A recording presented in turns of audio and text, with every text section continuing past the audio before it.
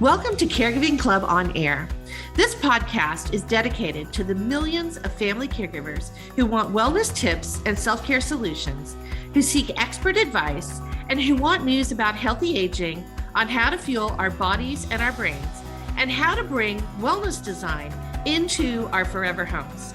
I'm Sherri, a corporate gerontologist, author, TV interviewer and host, and news commentator, as well as producer of caregiving educational content. I'm joining you from Southern California, where our interviews and news take us all across the country to explore the many ways to help you on your caregiving journey and to lift you up here at Caregiving Club on Air.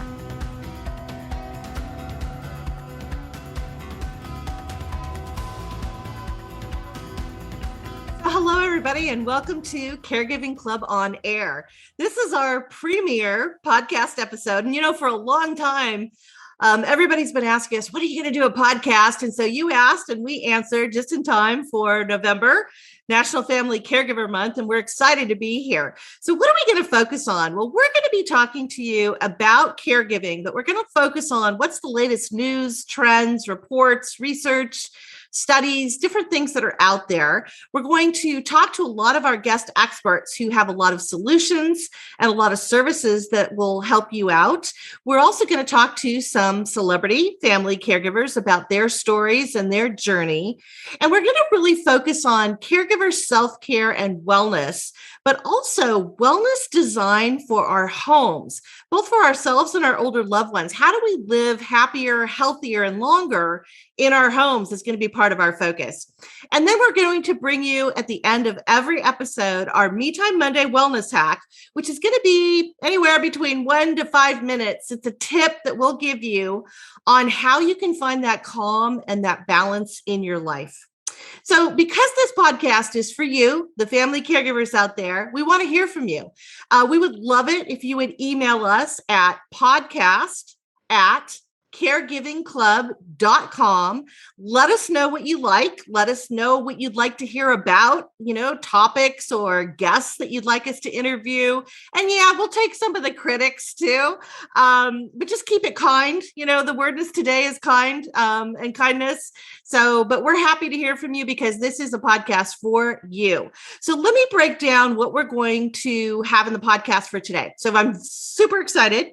We have our celebrity caregiving friend, Joan London, who is with us. We have an interview with her. She's going to talk a lot about her caregiving journey and also self-care and aging well. Aging well is definitely what we associate with Joan.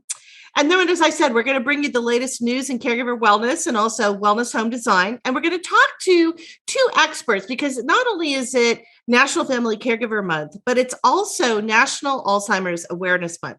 So we have two experts. The first is Brooks Kenny, who's the general manager of Brain Guide, which is a wonderful new resource for families. We're going to learn all about Alzheimer's risk, brain health, and what maybe we could do to prevent Alzheimer's and what you can do online as an assessment to let you know where your cognitive health is for you and for your family. And then we're going to talk to George Netscher, who is the CEO and founder of SafelyYou. And George has come up with some really innovative solutions for how to prevent falls in the home, but especially for those with Alzheimer's and dementia. So we're really excited to have our two guests on today. And as I mentioned, we're also going to do our Me Time Monday Wellness Hack. So today's wellness hack is going to be 5 senses workout in 5 minutes. And so stick with us till the end of the podcast and we'll take you through that brain health workout for Me Time Monday.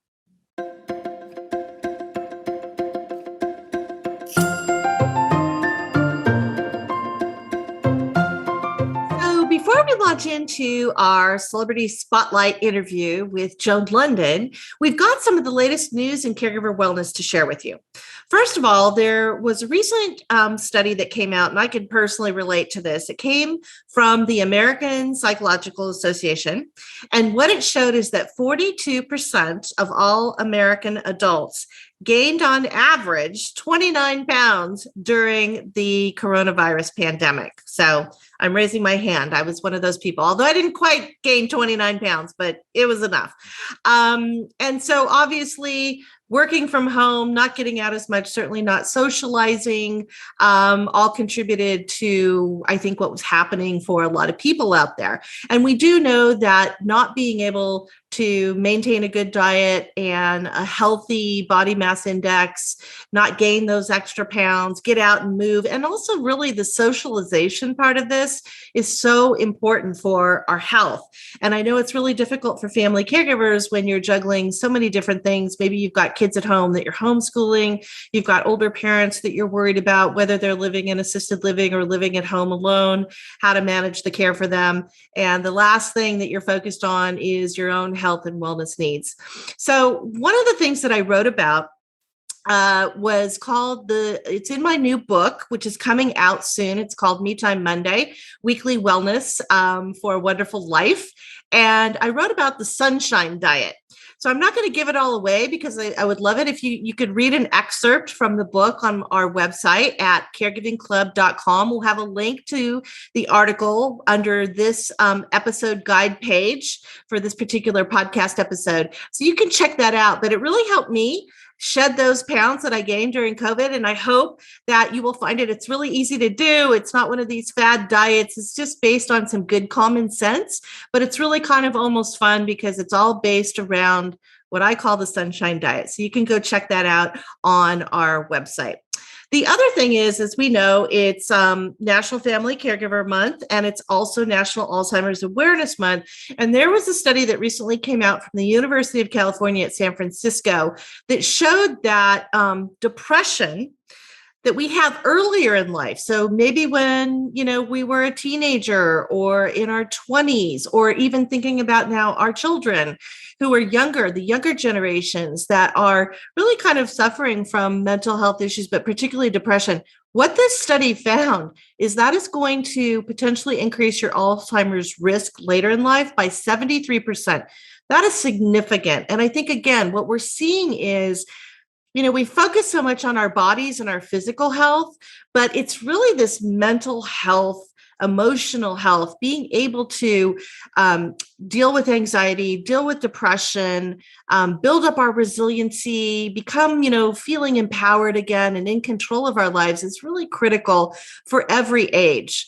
And so, that's a really significant study. Again, we'll have a link to that study on our podcast guide page, so you can check that out. And then let's turn now, talking about mental health and emotional health. So there's a lot going on in the workplace. A lot of us, there's so much uncertainty. Some of us have maybe been able to go back to offices. Other companies have made decisions to hold off going back to the office. Some of us have a hybrid schedule. We're working from home some days and going into the office on other days. So everything has really been kind of up in the air. And even still, things are really not certain with all the different variants of COVID that have been happening, how that picture is going to look over the next few months. So there was a report that came out called the Care Wellbeing Index done by Embracing Care's organization.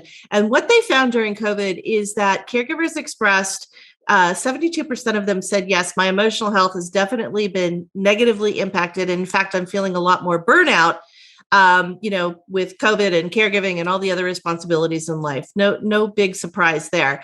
Now, the younger generations of caregivers, so those 25% of millennials who are also caring for maybe a parent or a grandparent or an in-law or another older loved one, they had 80% of that emotional health impact and burnout. So again, employers are really paying a lot of attention to this. There's been a lot of benefits that have either been added to employee benefits in the workplace or been better communicated so that you know what you have. But I would say really check out what your employer offers, because I think I know that at least 25% of employers added emotional health, wellness, meditation, mindfulness, all different kinds of different programs and services that can help you as somebody who is working and juggling all those balls in your life. So you can check that out. And there's also a really great report. If you really want to dig into this, for instance, if you're listening to us and you happen to work in HR, there was a really great report from our friends at the National Alliance for Caregiving. And it was called, it's called Caregiving During COVID-19, Lessons from the Workplace. And I have a link again on our webpage for this episode that you can go to. I was really, really honored to be part of the task force for the National Alliance for Caregiving that worked on this report, but it gives you a lot of in-depth what's going on in our workplaces when it comes to caregiving, whether that's paid family leave, more flexible benefits, emotional health benefits that we just talked about. So you can really do a deep dive on some of those different things and get a link from that in our episode guide page for this particular podcast episode. And so that's it in terms of caregiving news. Now I'm going to turn to something that's maybe a little bit more fun, and that's pop culture. We always like to see what's going on in the world of movies and entertainment and books and all kinds of things in terms of caregiving. So I'm going to share a couple of things with you. And actually, these are my movie reviews for you for this month. So again, National Alzheimer's Month, National Family Caregiving Month. I have a really great movie. If you haven't watched this yet, it's called What They Had, and it stars Blythe Danner and Hilary Swank. And what I really love about this movie is it focuses on a family that's dealing with Alzheimer's. Blythe Danner plays the mom who has Alzheimer's, but it really speaks to what everybody in the family goes through. And so, her husband, who is her primary caregiver, trying to keep her at home and keep her safe and keep her from wandering off. Her son, her adult son, who lives nearby, but he's more concerned now about his dad, whose health is really impacted. And then Hilary Swank, who plays the daughter, she lives long distance. So she comes in for a family visit and cannot believe what she's seeing because she had no idea, which is, very common, I think, with those of us who are long distance caregivers. We come in for the holidays or a celebration. Everybody puts their happy face on. We don't see the day-to-day struggles. Anyway, it's a fantastic movie. It was actually written by Elizabeth Chomko, who is a screenwriter and a director who happens to live down the way from me here in Southern California. She's in Laguna Beach, and I'm actually in Newport Beach, but she wrote it based on stories in her family. So it's a very personal thing for her, but it's a fantastic movie. And it's not one of those movies that really brings you down. It actually gives you a lot of insights as to how families can manage through these kinds of things. So I really recommend that. Now, if you're not up for that, then one of my go-to movies for anything, but mostly for romance, is The Notebook. So, of course, this was starring the yummy Ryan Gosling and the wonderful Rachel McAdams as the younger couple. And then their older selves are played by Jenna Rollins and James Garner, two super fantastic actors in Hollywood over all of these many decades. But it's a really wonderful story. It's actually based on a book by Nicholas Sparks. And it has this theme of Alzheimer's in it. There's also a scene with Jenna Rollins, which is really, really, it's very powerful. It shows sundowning, which is something that happens to about 70% of those with Alzheimer's. It happens at dusk, where they become highly agitated or paranoid or fearful. And it's a really hard thing for family caregivers to go through. So not that we want to necessarily watch that in our entertainment, but it's so well done. And it doesn't, believe me, this is not a downer movie. If anything, what you're going to feel from this movie is the power of love. This is a really inspiring story about how a lasting love and a really supportive love story can really play out. So I highly recommend that. Now, there's two other things I want to recommend. One is a documentary on Alzheimer's called Alive Inside. And by the way, I'll have links to all of this on our episode guide on caregivingclub.com. But Alive Inside, fantastic documentary about what music can do. It's like a miracle. If you haven't heard of this or seen this documentary, I highly recommend it. People who are in nursing homes are in this documentary, and they spent years non-communicating, almost catatonic, and music from the era when they were younger, like in their 20s, all of a sudden they get up, they dance, they sing with the songs. It's amazing. It's amazing to watch. And if you don't believe that, watch the 60 Minutes episode with Tony Bennett. His wife and his son are also interviewed, and so is Lady Gaga, who obviously recorded with Tony Bennett, but they recently did a benefit concert. And of course, Tony Bennett's been diagnosed with Alzheimer's disease recently. And throughout this episode and this interview with Anderson Cooper, Tony wasn't very responsive. He wasn't very engaged. And then his piano player came in and played songs, and he was on it. He was Tony Bennett that we know. So again, it shows you the power of music. I've got a link to that 60 Minutes episode on the episode guide page on caregivingclub.com. So go check that out. It's really inspiring. So we have on the podcast today one of my favorite people in the whole world. And I'm very honored and lucky to call her a friend and a colleague in caregiving. And that is Joan London, who was the morning TV show host for Good Morning America for many, many years. But since then, she's done even more miraculous and wonderful things. She's an author. She's a speaker. She has done a lot of different programs around healthy living and aging well. And I'm just really excited to bring you this interview with Joan London today. So let me tell you just a little bit of background before we dive into the interview. So over the years, I've actually, had the honor of interviewing Joan several times. She has a caregiving story to tell. She was a caregiver for her brother who had diabetes type 2, as well as her mother who had dementia. And both of those were long distance caregiving situations where she was on the East Coast and her family and loved ones were on the West Coast. But she's also a breast cancer survivor. And she's also all about, as I said, healthy living and self-care. And, her latest book, I'm going to hold it up for those of you who are watching this on YouTube so you can see the cover, is Why Did I Come Into This Room?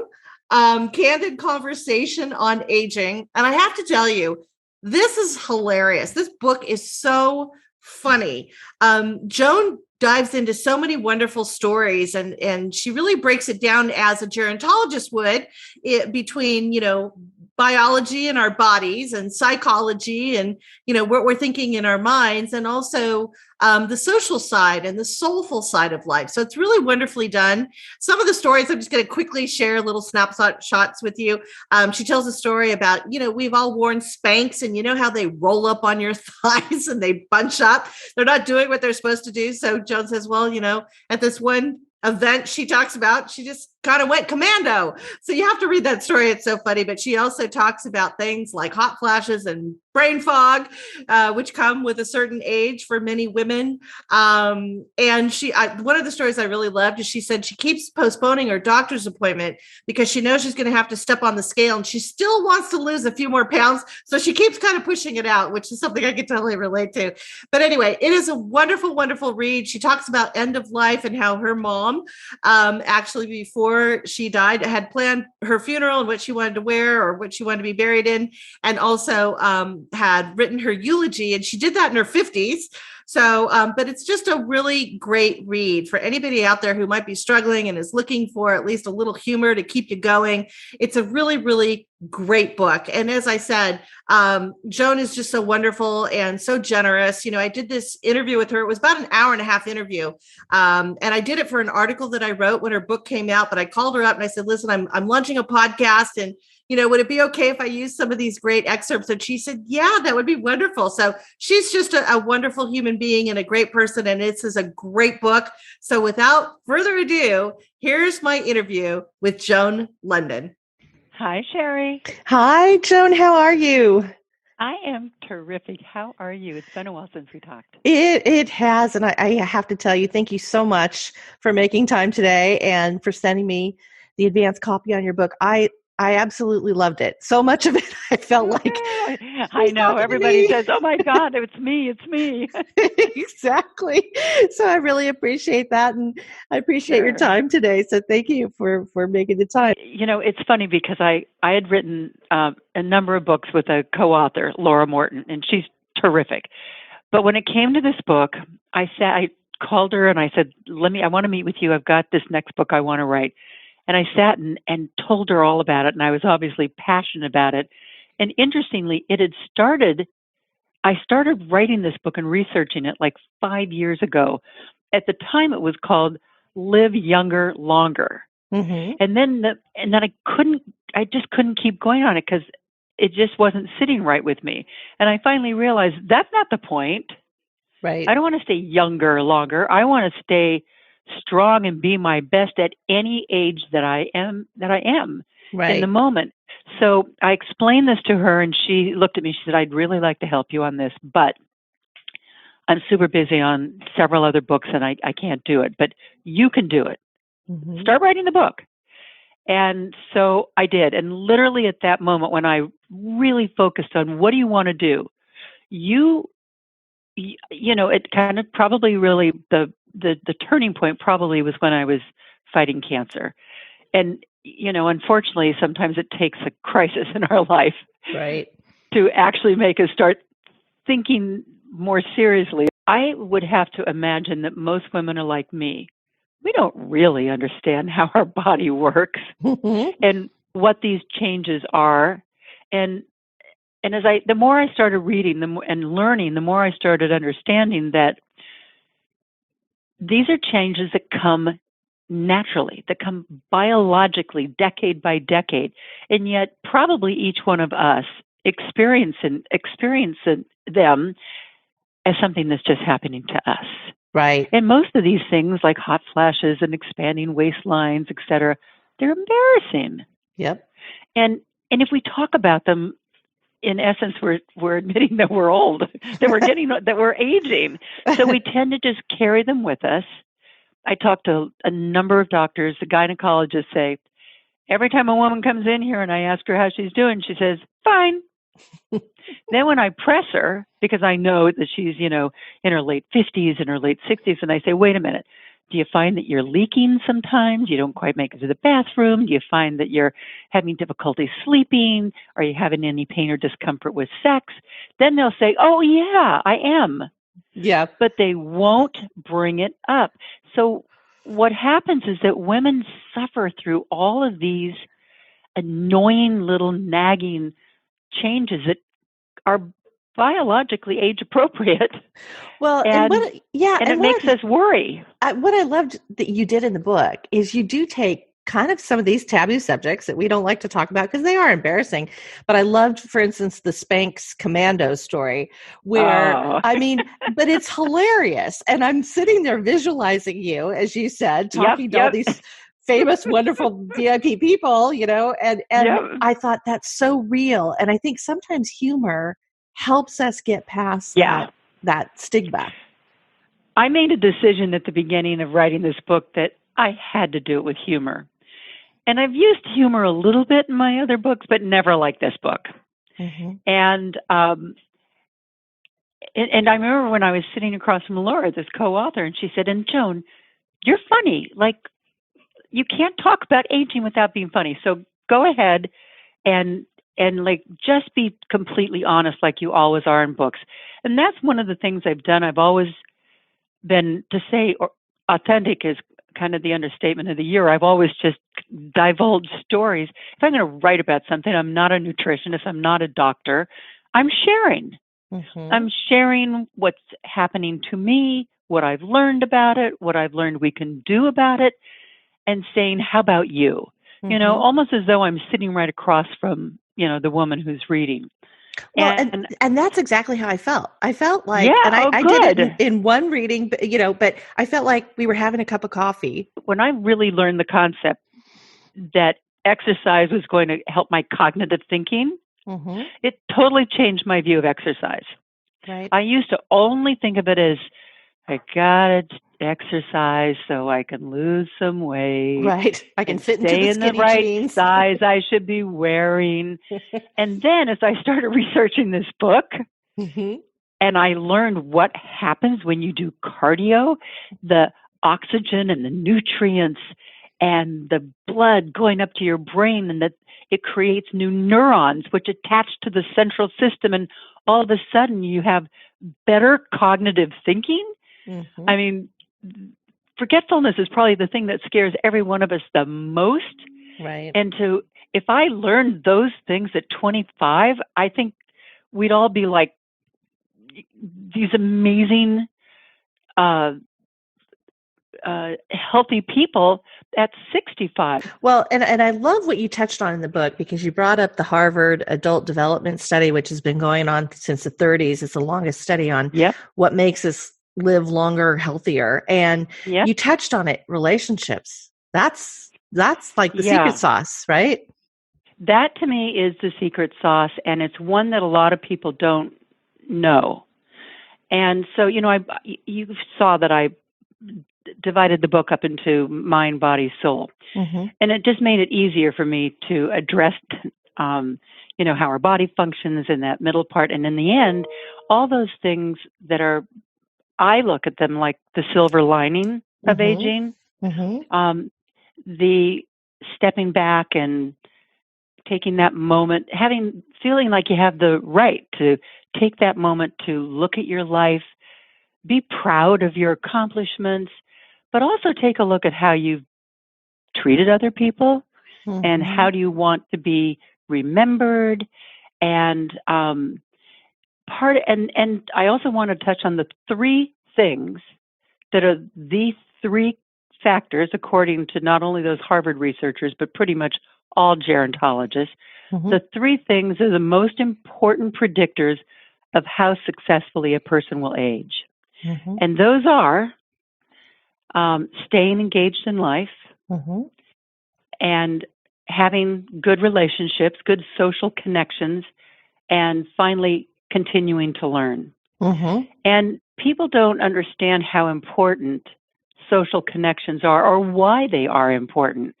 But having those friends that you can talk with, that you can get up every morning and know that are there in your life to be there for you, that you go places with, that you do things with.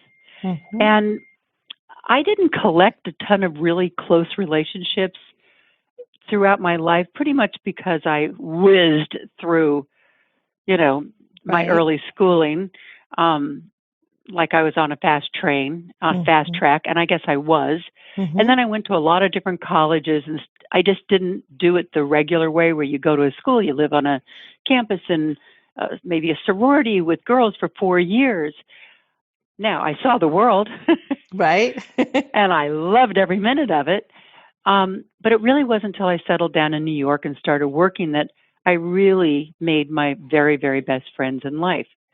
And, just recently, a few of us got together. We have a reunion every year, those people that worked at Good Morning America from about 1975 to 1995. And we get together the second week in December every year, about 150 of us.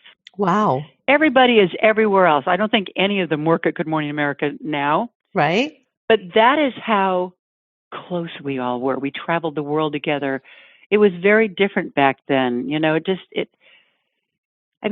ratings affected us, but we were focused more on being a family that worked together. Right. To bring the news and do a good show. And it reflected by the fact that we were number one.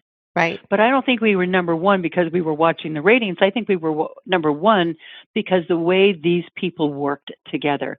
And the fact that we still get together every year speaks to that.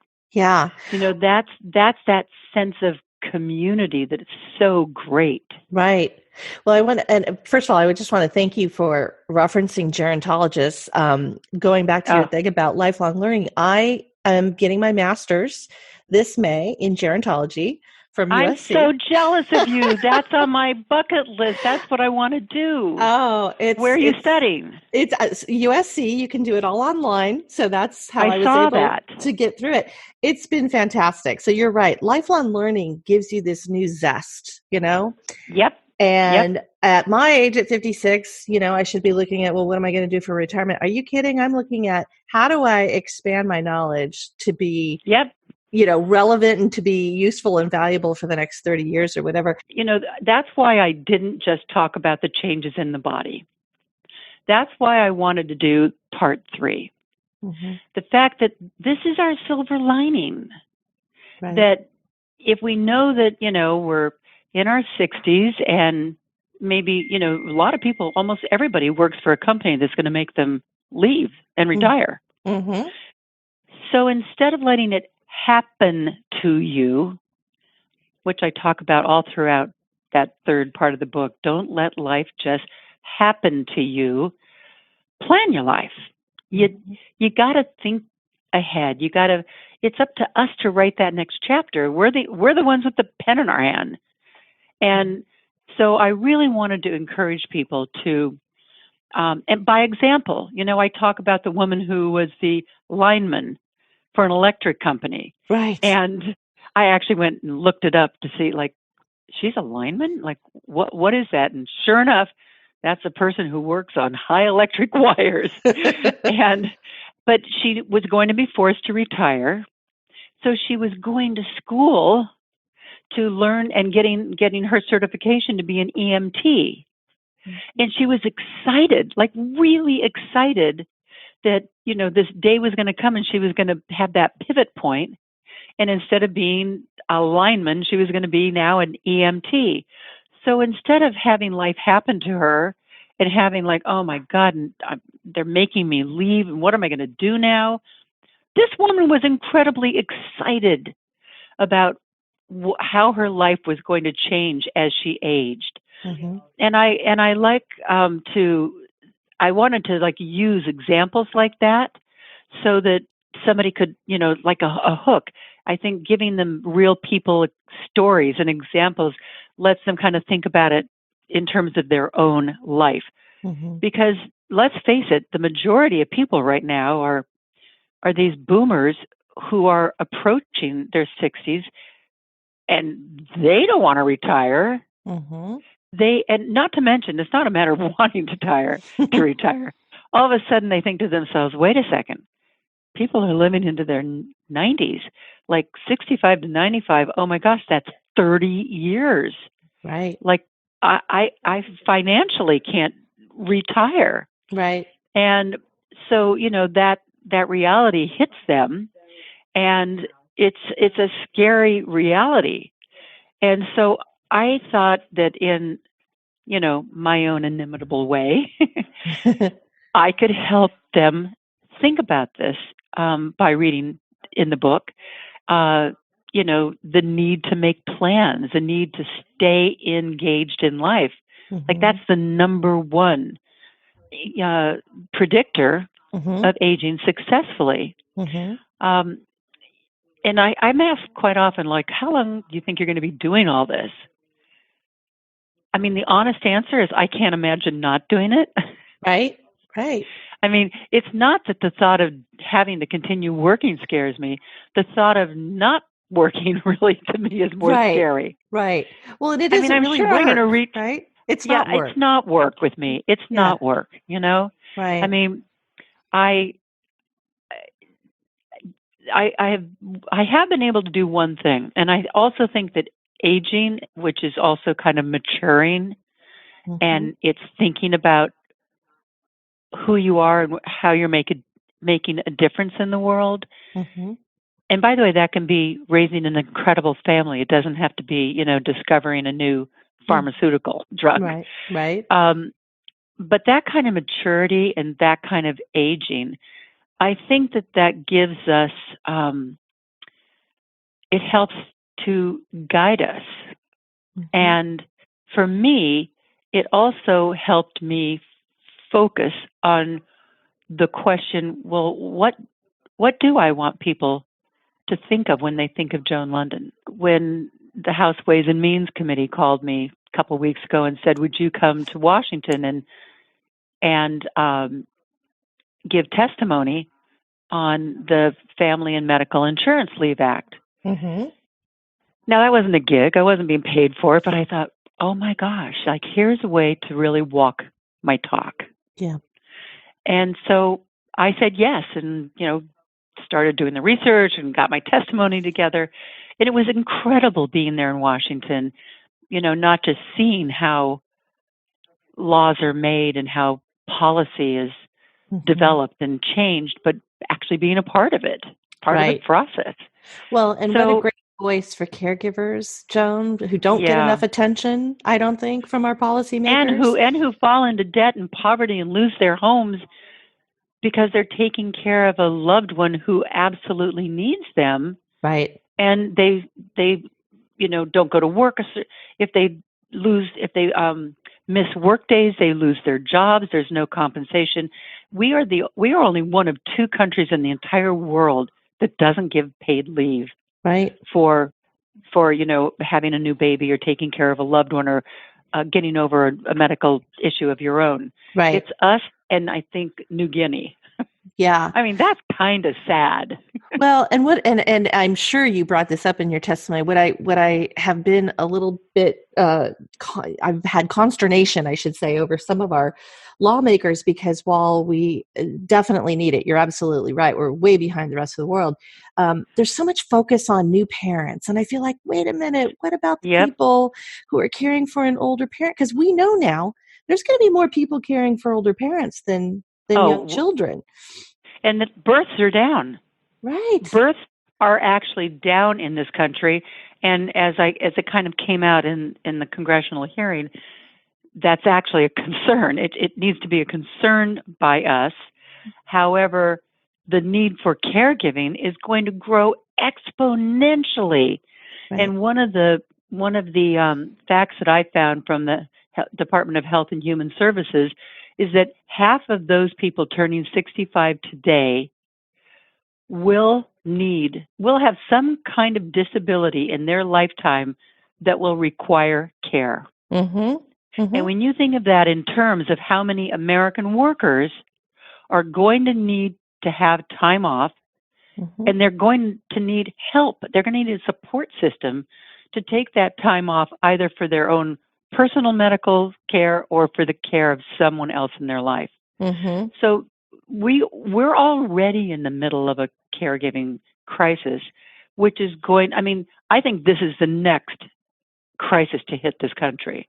Well, and we need voices like yours, and I think that we need to come together as a group. The one thing I've seen is that caregivers don't necessarily have this force because we're all doing it on our own, not reaching out, not talking about it. And we're almost uncounted. Yeah, absolutely. Well, and thank you for doing that, by the way. I think that's fantastic. Absolutely. Maybe at some point I'll get to interview you about all of that stuff.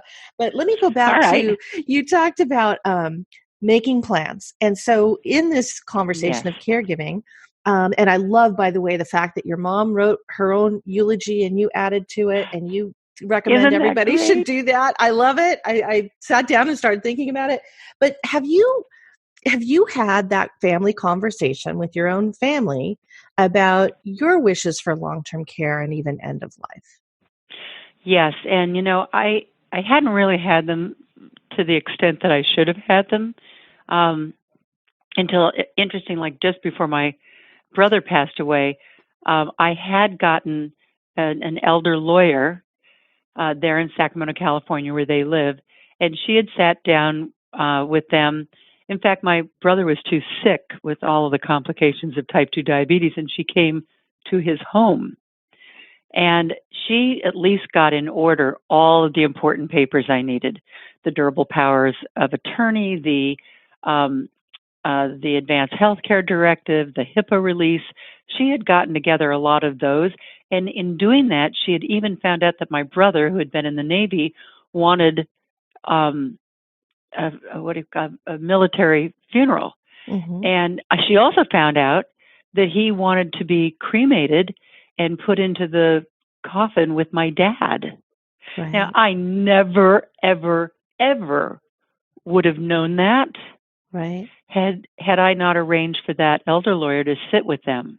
Yeah. Now, and then my mom, believe it or not, my mom wrote that eulogy and that obituary when she was, I think, maybe in her late 50s. I wrote it in the book. I figured it out. I went back. She actually dated it, so I knew.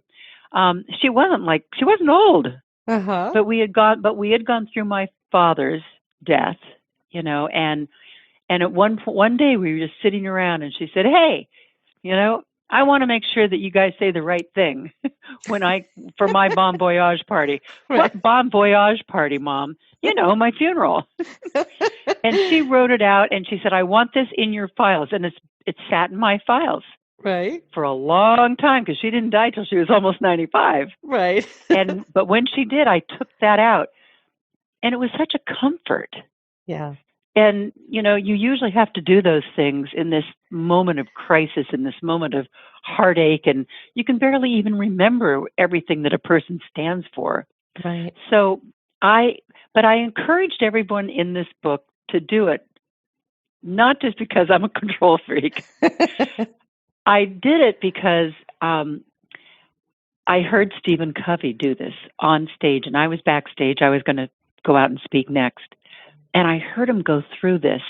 And there must have been 25,000 people in this huge. We were in, I think, in maybe New Orleans or Atlanta, but in like the big stadium where the basketball players play. It was like an incredible audience. And I mean, I peeked out, and everyone had their eyes closed. Mm-hmm. Like he commanded this huge amount of people and literally visually took them to their own funeral. Yeah. And I said, I want to talk about this because to me, the importance of visualizing that and taking yourself through that process and then writing your eulogy, it's not so much because you're going to take control, although I think everybody should do it. And I think everybody should not feel bad about taking control of how they want to be remembered. Mm-hmm. But more importantly, it makes you think about how will you be remembered? Mm-hmm. And to me, that was really the crux of how I wanted to close the book. Well, it was really powerful. And the way you described that, by the way, it was mesmerizing. Just reading it. I can't imagine what it was like actually being there.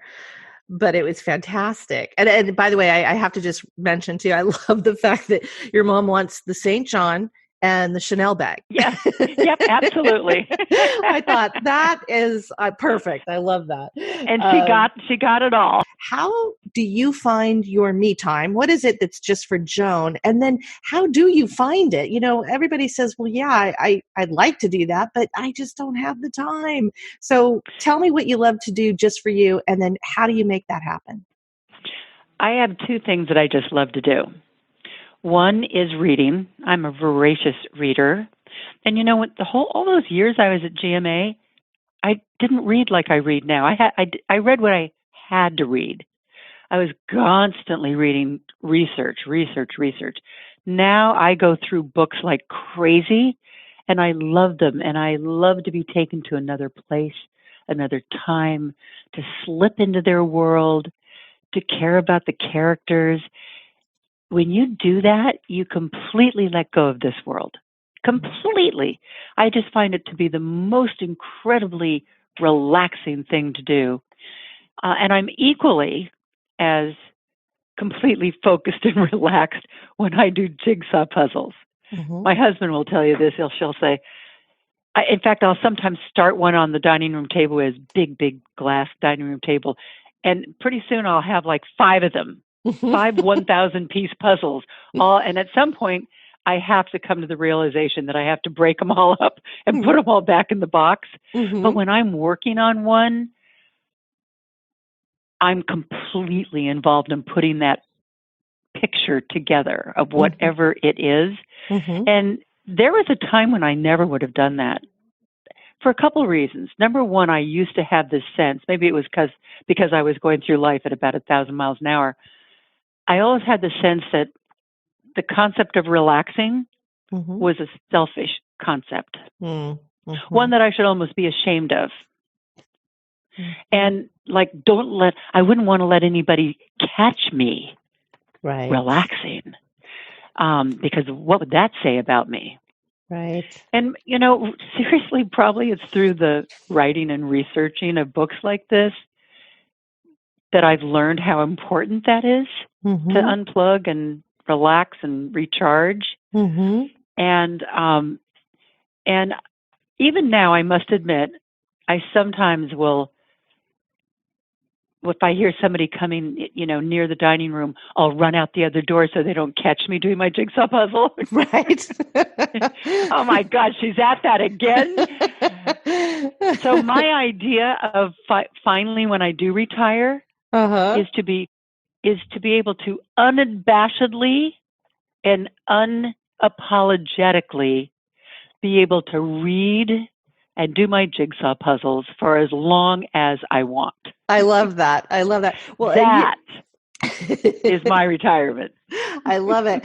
And that's your me time. And you and I both love bookstores. In fact, if Barnes and Noble goes out of business, which is the only Oh my bookstore God, left. I'll I'm going to cry. It's been great talking to you again. I know, me too. I would love to stay in touch, of course. And I probably Absolutely. have Well, let's do. So welcome back, everybody. And as we've been talking about, it's National Family Caregiver Month, but it's also National Alzheimer's Awareness Month. We know that over 6 million people in the U.S. have Alzheimer's, and 11 million additional Americans are caregivers for those people. And I'm so excited to have our next guest because she's actually a really dear friend. So yes, we are colleagues and we are in business and we do some work projects together, but she's also just a really dear person. So welcome, Brooks Kenny. She is the general manager of Brain Guide and also the executive director of Women Against Alzheimer's. Brooks, welcome. Oh, thank you so much, Sherri. It's great to see you. And it's just so fun to think about our journey together, thinking we first met over 10 years ago because of caregiving. Exactly. And it's just so fun to be here now in this new exciting endeavor that you're doing with your podcast. So thank you for having me. Well, thank you for being on. And yeah, I think back, oh my gosh, we've known each other for so long. I feel like, I am getting old when I think about, oh my gosh, Brooks and I won't give the years out, but it's been a long time. You don't need to give the years out. So Brooks, first of all, we've been asking people, where are we talking to you from? Because we know we're talking to people all over the country. Where are you talking to us from today? Yeah, I'm in Kensington, Maryland, which is a small town right outside of Washington, D.C. I'm about 10 miles from the city line. So it's a beautiful fall day here. Wonderful. Oh, great. Love to hear that. So I want to start first. I want to take a step back before we dive into Brain Guide and have you tell us a little about the Us Against Alzheimer's Network and Women Against Alzheimer's. Sure. Well, Us Against Alzheimer's is a patient advocacy organization. We've been around for 10 years, and we really are focused on conquering the biggest challenges in Alzheimer's disease.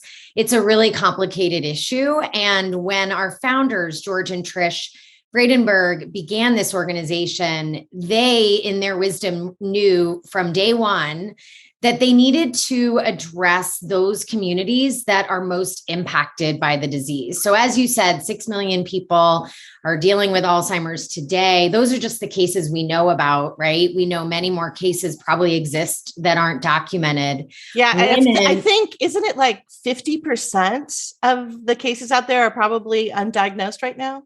It's actually even worse than that, Sherri. It's 60% of people 65 plus is the estimate, which is really a startling statistic. And unfortunately, the news doesn't get much better when you think about women and communities of color. Women are twice as likely to have Alzheimer's disease.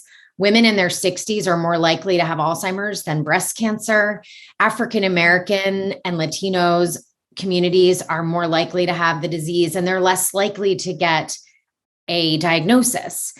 And by the year 2030, less than 10 years from now, 40% of all cases of Alzheimer's will be among Black and Latino Americans. So there is a lot of work to be done to ensure that people get information and access to support and detection and diagnosis so that we're not leaving anyone behind to this disease. So when we think about our work at Us Against Alzheimer's, our work really falls into 4 kind of buckets. One, we're very much focused on earlier intervention and early detection. We know because of stigma and lots of other reasons, people are not getting diagnosed early enough.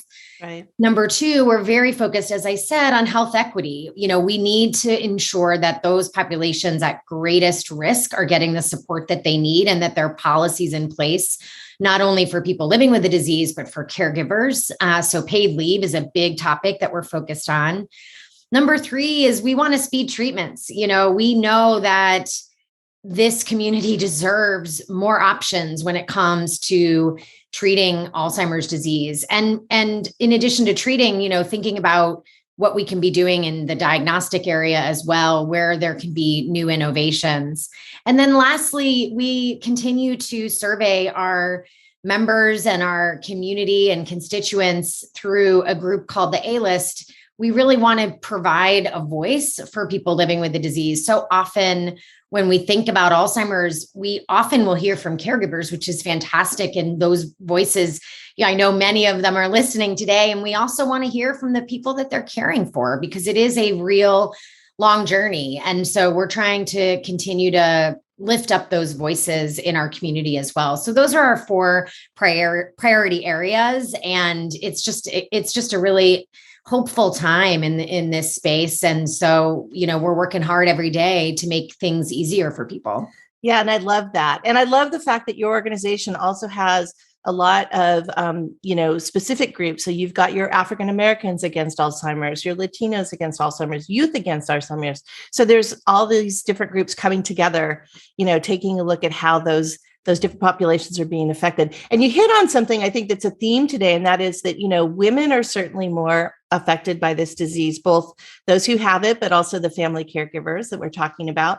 So that's right. Let's dive in now to what was the premise for creating Brain Guide, which you're going to tell us about, but let's talk first about what brought us to creating Brain Guide for you guys. Yeah, such a great question. And if I could stand on a soapbox right now, I would. I got to tell you, we've been going around the country talking about this work, and I can't believe how shocked people are. And that this statistic that I'm going to repeat, 60% of cases go unrecognized. Most often when we do diagnose Alzheimer's, we're doing it in a crisis, or we're doing it in a later stage. A loved one wanders, a loved one falls. And this really has to change. If we were diagnosing cancer in stage 3, the patient advocacy community would be up in arms, right? I mean, we would never accept that, but somehow we've allowed Alzheimer's to kind of fall off the list. And when we looked at the complexity of the diagnostic journey, and it is complex, providers are not talking about this very often with their patients. By the time you get to a neurologist, it might be too late, or too late for early treatment.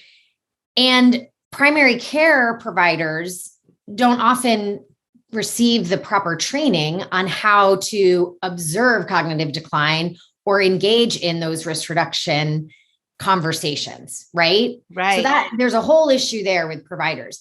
On the flip side, we know from history, if you look at public health, when consumers, and we know women are a driving force here, when consumers start to feel empowered and engaged, and they go to their provider and say, something's not quite right, I want to have a conversation, I want a checkup from the neck up, we know that consumer demand will start to drive some change. And so when we were thinking about Brain Guide, we felt like the place where we could have an impact is empowering consumers to take charge of their memory, to come to a site that was free, accessible, available in English and Spanish, take a simple memory questionnaire, and then we give them the tools to bring that information to their provider.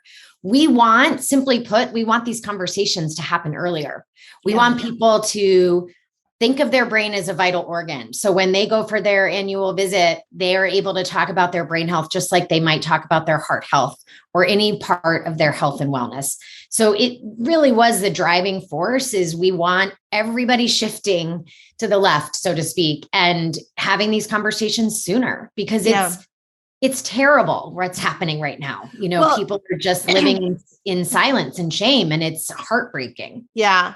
And you hit upon something, and I've heard you say this, of course, many other times, but I love that, get your checkup from the neck up. We tend to focus on what's below the neck, and we know a lot now about our health. We have become more empowered, educated consumers about our own health, but we really don't know about brain health, how the brain works, how it's so instrumental in everything, and what are kind of the issues. And you touched also upon the provider community, the physicians.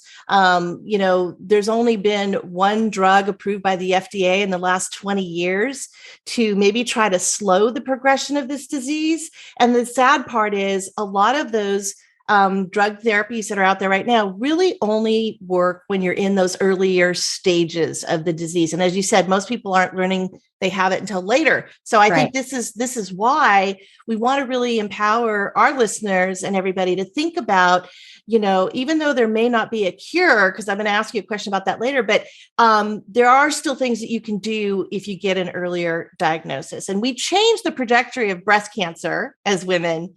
That's by right. prevention, right? And detection. So tell us about how Brain Guide works. I'm really fascinated. You guys have launched this year, so it's been available now for a few months. What are you seeing in terms of what information or what are your visitors doing most when they come to the site?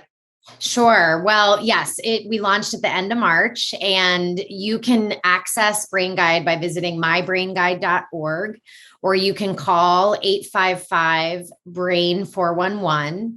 And when you get to the resource, you can take a memory questionnaire. And you can take a memory questionnaire for yourself, or if you are caring for a loved one that you see often, you can answer questions on their behalf. And both of the memory questionnaires, Sherri, are based on validated assessments that are used in the clinical setting today. So we have license to use them, and we've adapted them to be accessible via a web bot or a voice bot. When you're done completing the questionnaire, our algorithm generates a tailored set of resources specific to the answers you provided. So we might give you specific information about screening, detection, and diagnosis, what to expect at your next appointment. We might give you information about brain health and the steps you need to do to keep your brain healthy. We might give you a tip sheet on how to raise the topic with your provider or with your loved one. So there's lots of information, lots of time that's been spent to kind of figure out how to curate that information. You also can just go to the website and poke around and look for content. There's plenty of content there as well, and also links to trusted resources. You can sign up for the Brain Health Challenge, which is a 30-day brain health challenge where every day for 30 days, you get an email in your inbox with another tip on how to keep your brain healthy. We have just been blown away by the response that we have received.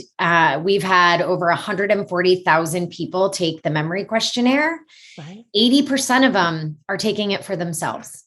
Which is pretty interesting, right? Yeah, right.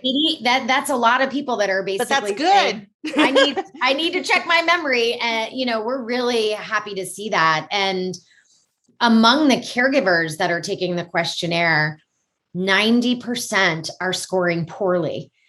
So what does that tell us? We know when people are coming there for a loved one, they are definitely noticing changes, and so we try to get those folks to resources as quickly as we can. We're also partnering with US Aging, which is a national organization that has a call center. So folks that want additional support or help, they can have access to a live person as well. And, we're just getting started, but we're really excited about the need that we're fulfilling. Sure. And I love that US Aging. Actually, just to give a little bit of information to our audience. Yes. So those are the area agencies on aging. There's usually an office in every county across the country and on a lot of different cities. And so these are the boots on the ground folks that can help you with a lot of different resources, not just in Alzheimer's, certainly, but in all your caregiving needs. And the fact that you guys are partnering with them is fantastic, because that really is getting into the local, the ground level, which is where we know all the caregivers are looking for help and resources and services and things.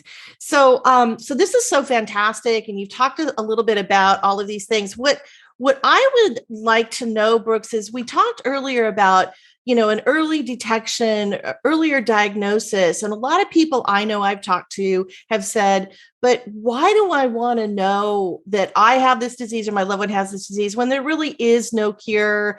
The drug therapy's out there if you don't, catch it in the early stages. And even with that, maybe they only slow the disease progression by about 2 years or so. Well, what would be your answer to those people? So such a great question. I would say that, it's obviously always someone's choice, right? It's a conversation between a patient and a doctor. What I would love for your audience and really people everywhere to embrace the idea that the earlier you detect decline, the better, because there are things you can do to reduce the speed of decline and also just to reduce our risk in general. And it really does allow for you to plan. Nobody wants to be thrown into a chaotic caregiving situation, right? I mean, I even know when my mother-in-law was diagnosed with Alzheimer's disease, there was a lot of chaos in those early days. And we now know she was suffering for a lot longer until she had that diagnosis. But, we spent a lot of time getting her house in order, making sure she was safe, making sure we had the right local resources. And when you have a diagnosis earlier, it allows your family some breathing room to do that, right? It allows you to think about the future. What do you want? Do you want to have care coming into your home? Do you want to go into an assisted living down the line? You need to let all your doctors know what's going on for medication management. There's just so many things that you're able to get your finances in order. And there's just all of that just makes life easier. I mean, through this work, I am so humbled by the people living with this disease that I've been able to meet. And one of the women is named Doreen, and she was gracious enough to share her story with us at the beginning of our work on Brain Guide. And she was actually one of our testers and continues to engage in our work. And I always think about her when I get asked this question because she's thriving. She's 6 years into her diagnosis. Mm-hmm. She has her daily routine. She has a support network of friends. She lives in a safe place on the ground level. She volunteers, and she will tell me, yes, there are moments where I get down or I might not feel like myself or I might forget my words, but I have put things in place to thrive for as long as I possibly can. So Doreen is really my motivation whenever I get asked that question. And I know it's scary. Listen, nobody wants to talk about memory decline. Nobody. I mean, it's not an easy topic, but we also don't want to be isolating ourselves and dealing with that alone. We really need to get support as soon as we can, just like you would, for anything else, right? Yeah. You wouldn't want to wait to get treated for cancer. No. And we're only at the beginning. Sorry, we're only at the beginning with treatment.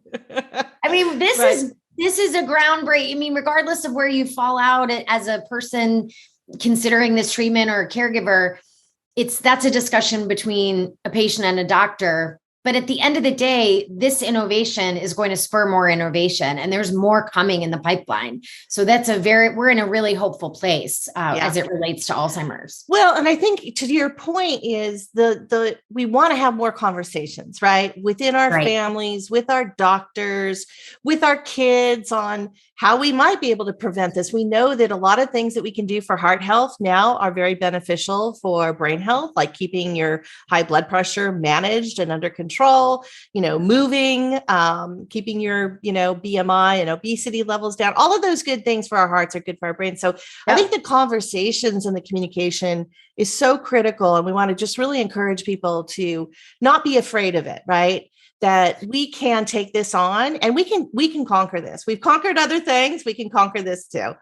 So. I could not agree more. And I mean, obviously I'm a little biased, but when I talk to my kids about sleep, then they had a good night's sleep. I tell them, that was so good for your brain.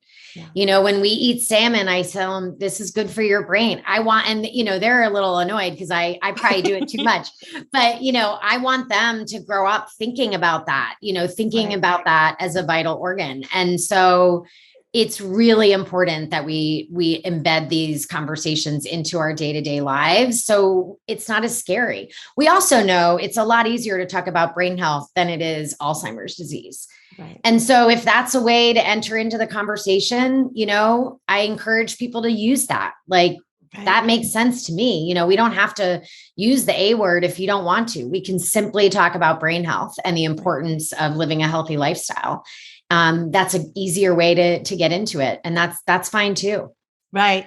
Well, I think we've, hopefully we've ended on a hopeful note. I don't know if you have any last comments to kind of empower. And as we know that men and women have to engage in this equally, but we also know that women tend to be, as you've said before, the chief medical officers of their family. So we want to empower them to really think about not just their older loved ones, but as you said, children and ourselves. So I would just encourage people to start a conversation wherever you can, with whomever you can. Don't be afraid to talk about brain health.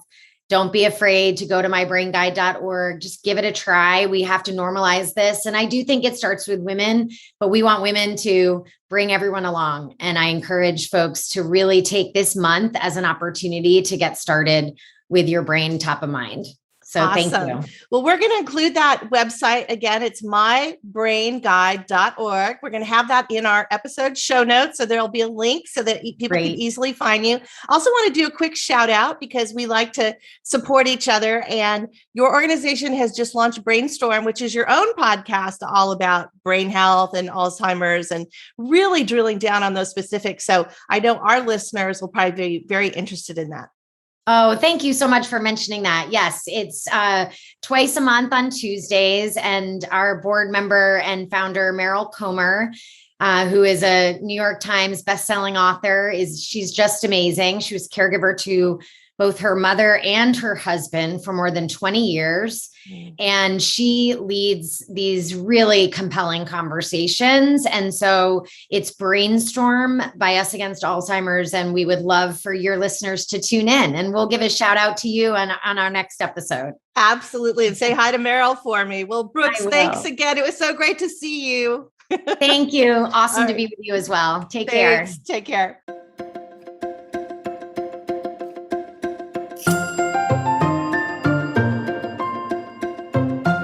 So our next segment is on wellness in home design and how can we help our older loved ones age in place, which is basically means living healthier, happier, and longer in our homes as long as possible.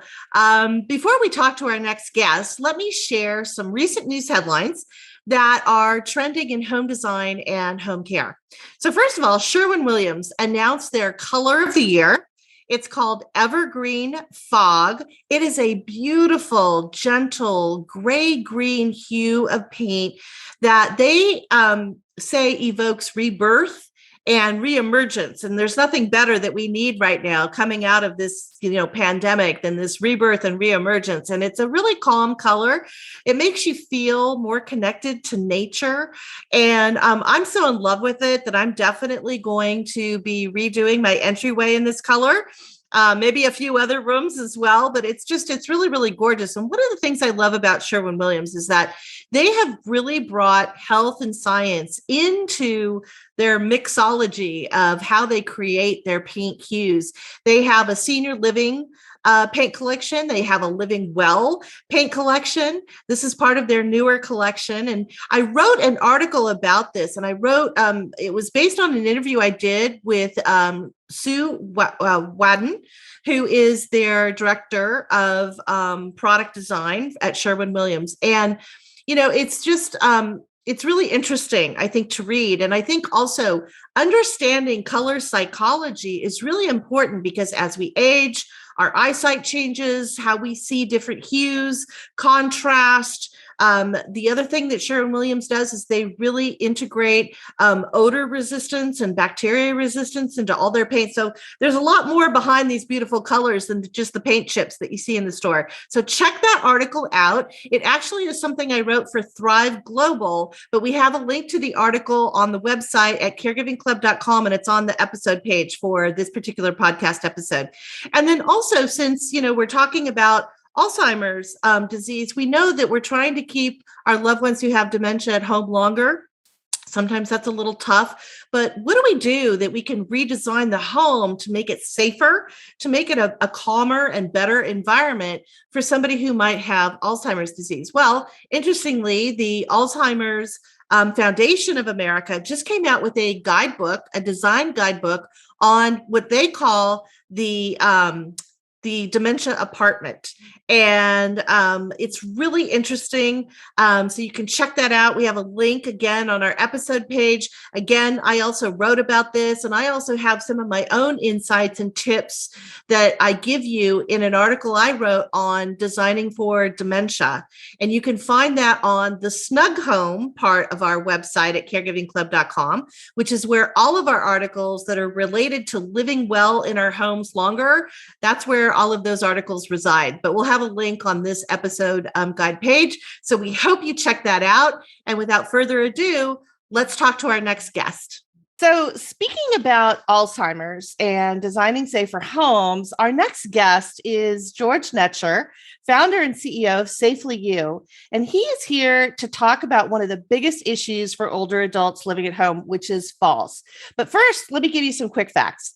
12 million Americans over the age of 65 live alone in their homes. And most of those are older women. We know that almost half of women aged 75 or over are living alone at home.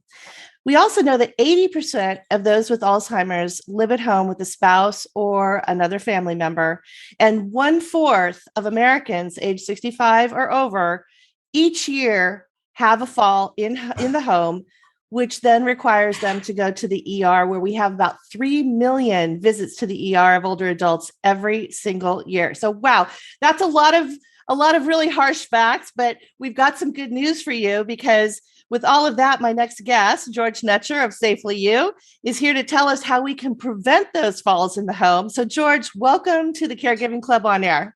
Thank you for having me, Sherri.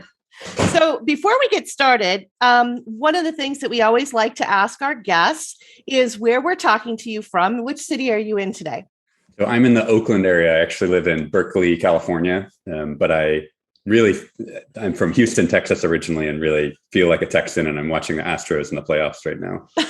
Fantastic. Well, you're covering some of our favorite places, Texas and Northern California. I'm down south from you. I'm in Southern California today. So anyway, thanks for joining us. So George, this episode is really focused on celebrating our family caregivers and also Alzheimer's Awareness Month in November when this episode airs. And what I really loved when I was doing my research about you is your backstory, your origin story on your family and what you've been going through, and all of that is really what helped you create SafelyYou. So give us a little bit of that story about your family. Yeah, happy to. I think it's unfortunately probably a familiar story to a lot of folks, knowing just how many people are impacted. So in my family, I think just like in many others, my mom's mom had Alzheimer's and has now passed, unfortunately.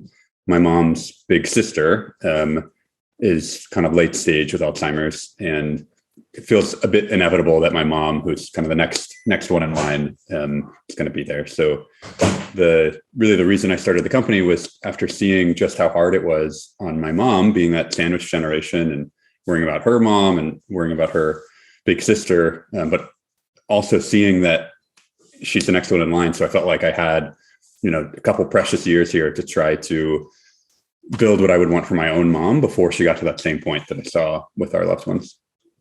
Yeah. And, you bring up something so important. We know that most of the Alzheimer's cases are women. We don't know why. There's still a lot of research and science behind that, but we know that more women in our lives are going to be affected with this disease in the future. So, SafelyYou is really focused on preventing falls, and particularly within our dementia population. So tell us, how you got started and what SafelyYou is trying to do in terms of falls risk at home. Yeah. So how we got started as my PhD research at UC Berkeley. So I started working in the computer science department back in 2014, really with the goal of how do we use some of these new tools from artificial intelligence that are powering things like, Amazon Alexa, self-driving cars. We've gotten really good at this kind of pattern recognition to be able to recognize speech or recognize things, in the world around us. And and it felt like there was this very clear opportunity. I can, show you my application essays from back in the day. And it's like, there's got to be some way that we can use these new tools to support folks like my mom. There has to be some way that we can kind of marry these things to support a population that really needs more help. You named some of the sobering statistics, but around Alzheimer's in general, we know that it's something like 1 in 3 over 85 have Alzheimer's or another form of dementia. I think it's up to 1 in 9 over 65 now. It's 1 in 5 Medicare dollars, single most expensive disease. There's just so much need, and there's so little attention really paid towards it, at least from a technology perspective. When you think about what we do, the whole focus is really around giving a voice to folks that can't necessarily advocate for themselves. And if we look at the other end of life, things like infant support and infant monitoring, there is so much more technology and innovation in that space. Because guess what? Like, a lot of 30-year-olds have kids that age. Right. But not a lot of folks are thinking about, or maybe we as a society don't love thinking about, the other side of life, despite that there's so much need. And folks just like my mom who, in time lose the ability to advocate for themselves and need that support.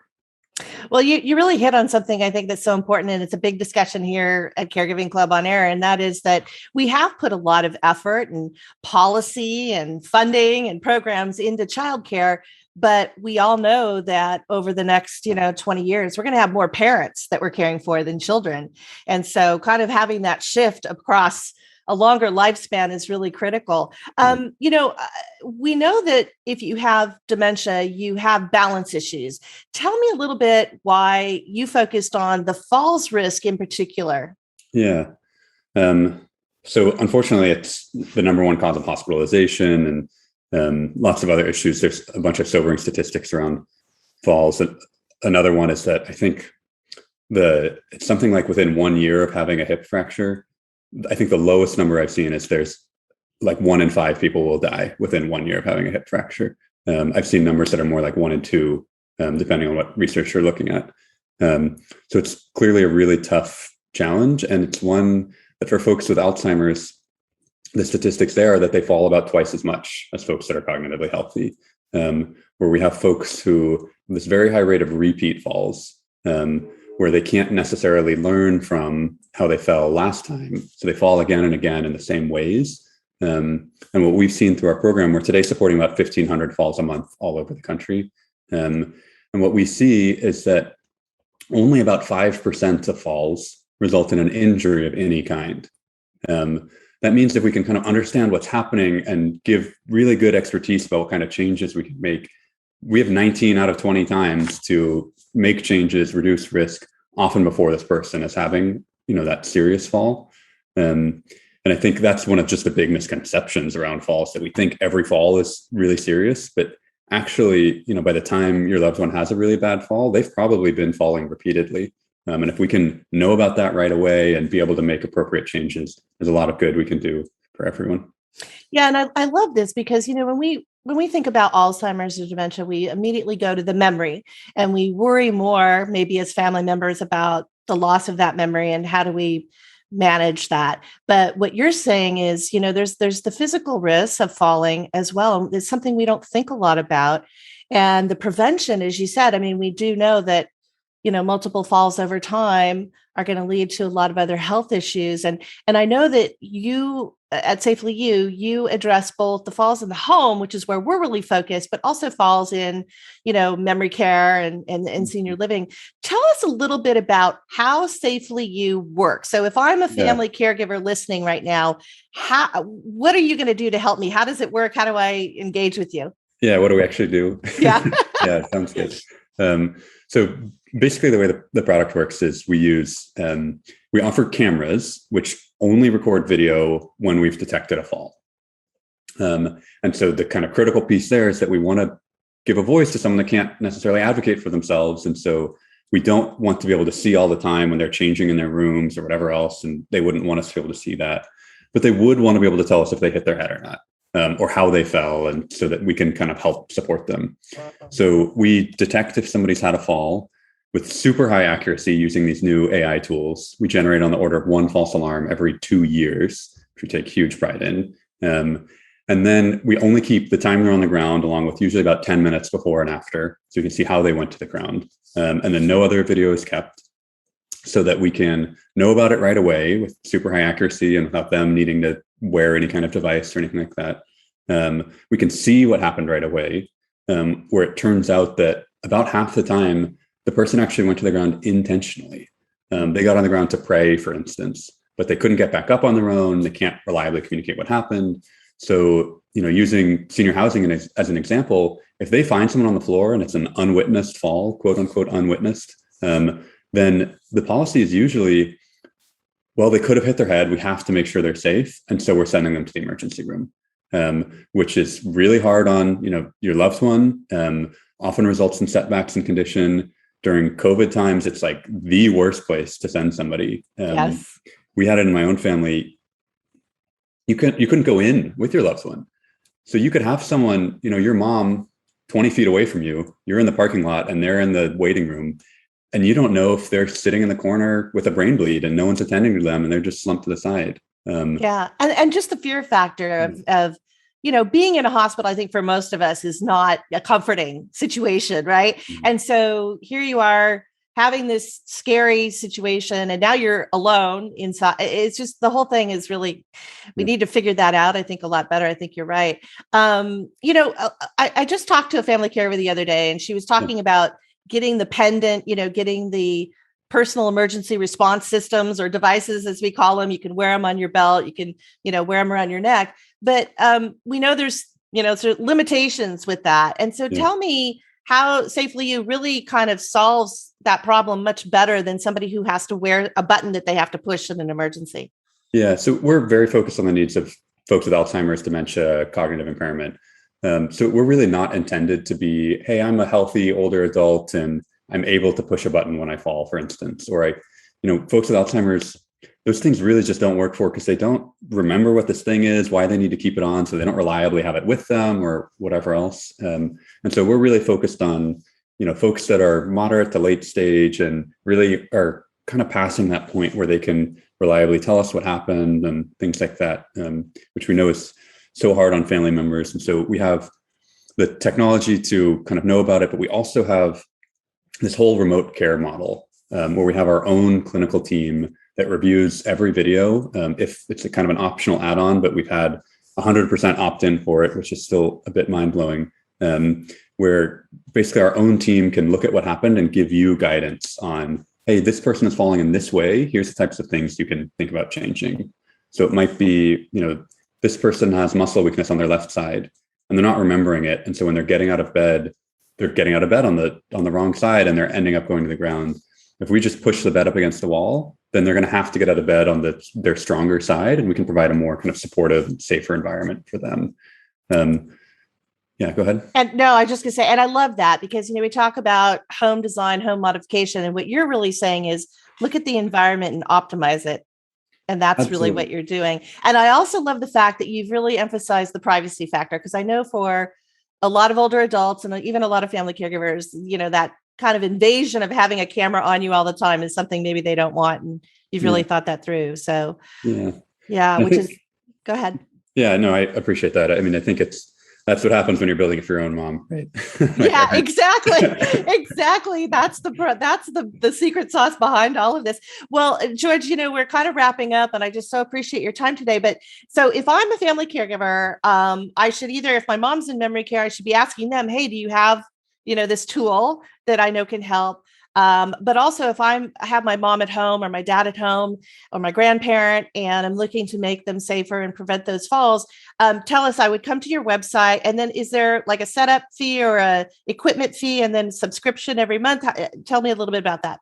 Yeah, that's exactly right. So you can go on our website and see, we even have a page that specifically shows, if you're thinking about memory care, the locations in your area that use us, so you can know. And so definitely go on the website, see there is a setup fee, which will change by area. So it's not just listed right on the website, because there may be different labor rates and whatever in the areas. And then there will be a subscription fee as well, which will depend on if you want just the technology or the recurring services as well, the clinical side. So if you go on our website, you can see all of that. And then even if you just want to, what I was going to say is, even if you just want to drop us a note, we find those so encouraging, that we're here because of our own families, and so many of us have close loved ones with Alzheimer's. So just hearing people's stories, and it's so rewarding to say, hey, thank you for what you're doing and whatever. That's like the reason we wake up every day.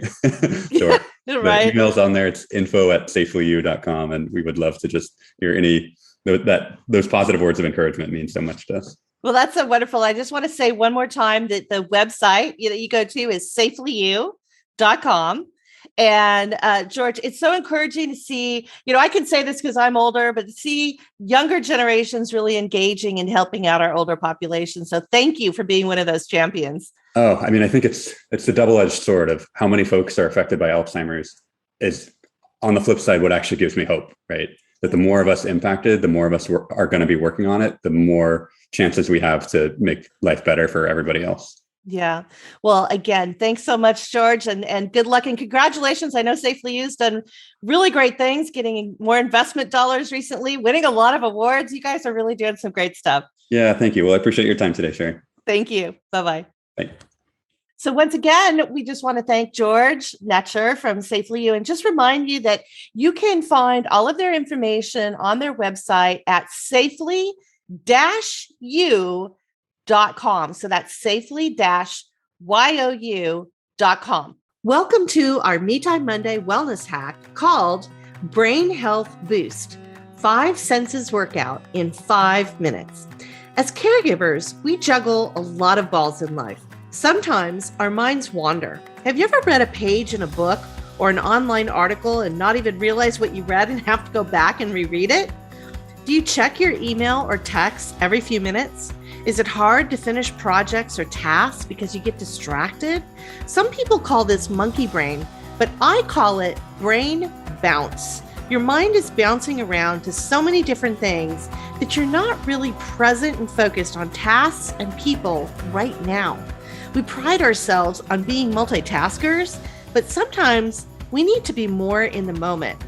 This 5-minute Me Time Monday wellness hack will help you learn how to focus. It's similar to how we slow our breathing and concentrate in meditation or mindfulness programs. We give you 5 fun things to do with your 5 senses to calm the mind and train your brain. So we know that vision loss can affect our overall health and even lead to a risk for Alzheimer's disease. As we age, the muscles that control the size of our pupils actually shrinks. In fact, at age 75, we need 3 times more light than we did at age 25. And the lens on the front of our eyes has less flexibility and it hardens, which makes it harder to bounce those images to the retina, which is why we all reach for our reading glasses starting in, our 30s and our 40s. And because of the daily technology we use and the close-up screen work we do, all this is causing even our children to have nearsightedness earlier in life. It is also causing older eyes to become more strained and dry because we're not blinking as often. So we need to exercise our eyes every day. So you need to stop every 20 minutes from doing your work and stare at things that are at least 20 feet away for 20 seconds. It's called the 20-20-20 program for eye health. So take 1 minute right now and visually take in the wonder of the distant world around you.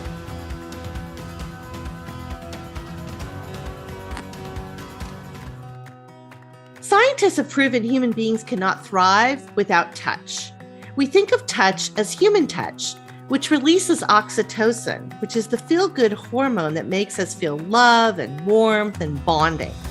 But touch can also be something that we touch like our clothing or lotion or a warm puppy. Scientists also know that people who are stressed tend to touch their face more often throughout the day for comfort and for clarity of thinking.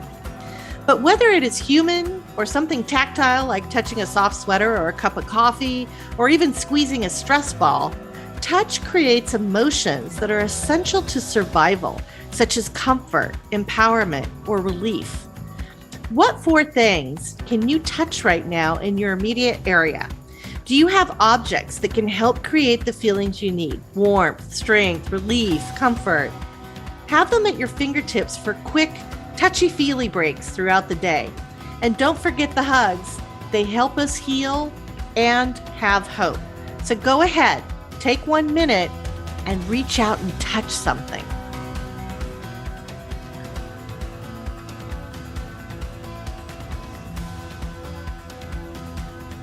Simon and Garfunkel wrote one of their best-selling songs, The Sound of Silence, in the 1960s for the soundtrack to the movie The Graduate.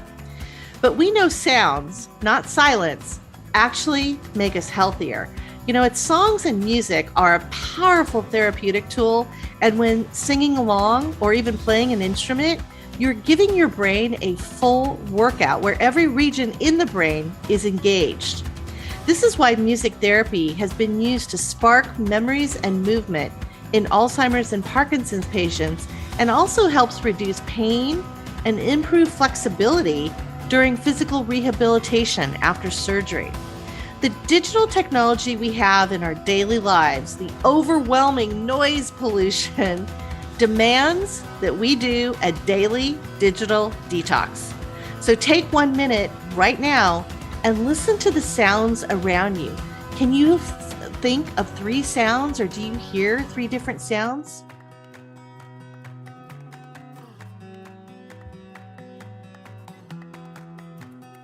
Stop and smell the roses. Remember that old saying?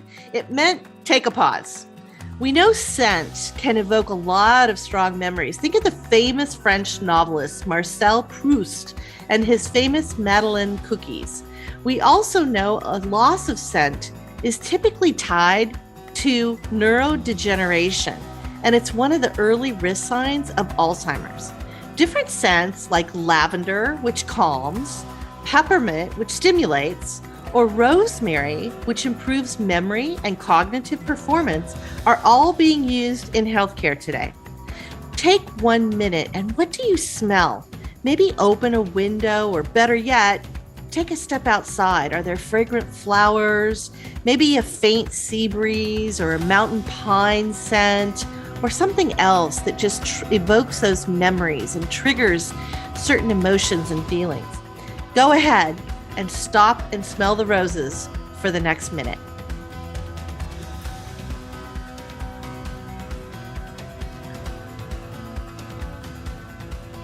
So we saved the best for last. Tasting something. We want to remember the movie City of Angels, where Nicolas Cage teaches Meg Ryan to savor the taste of a pear. It's sweet and juicy, but also she's feeling that soft sandpaper kind of feeling on her tongue. Well, this is how the French eat. And if there's one thing the French people know, it's how to eat well without gaining weight. The secret is this. They take very tiny bites and small portions, and they eat slowly and socially. In fact, we know we eat faster and we eat more when we eat alone.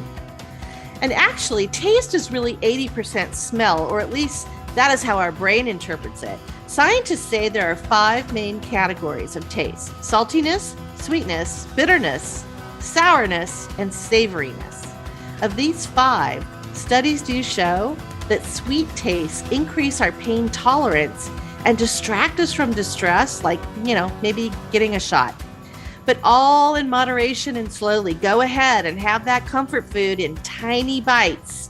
1 square of dark chocolate, here I come. Take 1 minute to savor your favorite treat.